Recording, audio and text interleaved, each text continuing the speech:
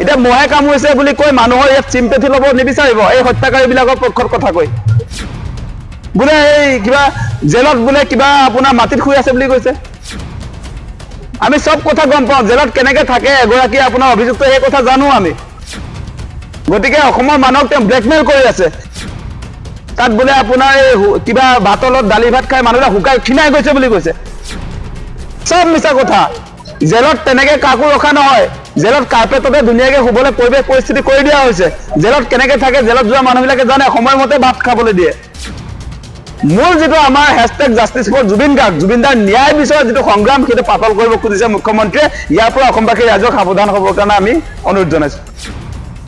মহে কামুৰা কথাটো আমি চাই থাকিবলৈ ৰৈ থকা নাই ইয়াত জুবিনদা কি পৰিস্থিতিত কোনে ছিংগাপুৰত হত্যা কৰিলে সেইটোহে আমাক লাগে এতিয়া মহে কামুৰিছে বুলি কৈ মানুহৰ ইয়াত চিম্পেথি ল'ব নিবিচাৰিব এই হত্যাকাৰীবিলাকৰ পক্ষত কথা কৈ বোলে এই কিবা জেলত বোলে কিবা আপোনাৰ মাটিত শুই আছে বুলি কৈছে আমি সব কথা গম পাওঁ জেলত কেনেকৈ থাকে এগৰাকী আপোনাৰ অভিযুক্ত এই কথা জানো আমি গতিকে অসমৰ মানুহক তেওঁ ব্লেকমেইল কৰি আছে যে তাত বোলে ৰুটি খাবলৈ পোৱা নাই তাত বোলে আপোনাৰ এই কিবা ভাতলত দালি ভাত খাই মানুহবিলাক শুকাই ক্ষীণাই গৈছে বুলি কৈছে মানে ক্ষীণাই গৈছে বুলি কৈ আমাৰ অসমৰ মানুহক দেখুৱাইছে যে এইবিলাক মানুহক জেলত শাস্তি দিয়া হৈছে সব মিছা কথা জেলত তেনেকে কাকো ৰখা নহয় জেলত কাৰ্পেটতে ধুনীয়াকৈ শুবলৈ পৰিৱেশ পৰিস্থিতি কৰি দিয়া হৈছে জেলত কেনেকৈ থাকে জেলত যোৱা মানুহবিলাকে জানে সময়মতে ভাত খাবলৈ দিয়ে গতিকে এনেকৈ মানে মিছা মিছি কথা কৈ মূল যেটো আমাৰ #জাষ্টিছ ফৰ জুবিন গাৰ্গ জুবিনদাৰ ন্যায় বিচাৰ যেটো সংগ্ৰাম সেইটো পাতল কৰিব খুজিছে মুখ্যমন্ত্ৰীয়ে ইয়াৰ পৰা অসমবাসী ৰাইজক সাৱধান হ'বৰ কাৰণে আমি অনুৰোধ জনাইছো যে ইমান দীঘলীয়া সময় তেওঁলোকে তদন্ত কৰিলে কিন্তু মূল অভিযুক্তক আপোনাৰ ঢুকি নাপালে জুবিনদাক ছিংগাপুৰলৈ কোনে লৈ গৈছিলে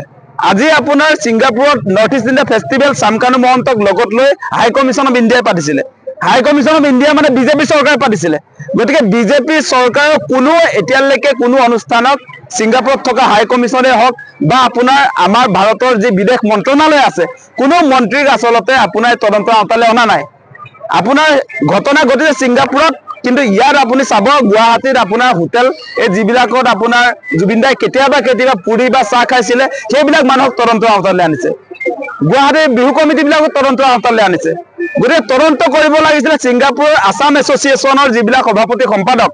তদন্ত কৰিব লাগিছিলে এই য়ট পাৰ্টি কৰোঁতে যে জুবিনদাৰ হাগত পৰি মৃত্যু হ'ল তন্ময় ফুকন যিগৰাকী অৰ্গেনাইজাৰ সেই মানুহজনক আপোনাৰ তদন্ত আওতালৈ নানিলে গ্ৰেপ্তাৰ নকৰিলে তাৰ পাছত তেওঁলোকে চাৰ্জশ্বিট দাখিল কৰিব বোলে সেই চাৰ্জশ্বিটটো হ'ব আপোনাৰ ৩৫০০ পৃষ্ঠাৰ এই ৩৫০০ পৃষ্ঠাৰ হওক বা আপোনালোকে ৰামায়ণ মহাভাৰত লিখি আনক মহাকাব্য এখন লিখি আহিলেও নহ'ব আমি যিবিলাক মূল অভিযুক্ত বুলি কৈছোঁ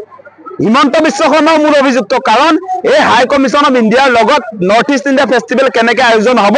চামকানু মহন্তই কি দায়িত্বত থাকিব সেই কথা বতৰা আপোনাৰ দীঘলীয়া আপোনাৰ মিটিঙত তেওঁলোকৰ চলি আছিলে মিটিং মানে তেওঁলোকৰ যিবিলাক চিঠি পত্ৰ আছিলে হাই কমিশ্যন অফ ইণ্ডিয়াৰ আৰু আপোনাৰ হিমন্ত বিশ্ব শৰ্মাৰ মাজত এপ্ৰিল মাহৰ পৰা যোগাযোগ চলি আছিলে এতিয়া জুবিনদাৰ মৃত্যু হোৱাৰ কাৰণে তেওঁলোকে কোনো লেনদেন নাই মানে নৰ্থ ইষ্ট ফেষ্টিভেলৰ লগত তেওঁ লেনদেন নাইকিয়া হৈ গ'ল তাৰ পাছত চামকানু মহন্তক তেওঁ চিনিয়ে নাপাওঁ বুলি কৈ দিলে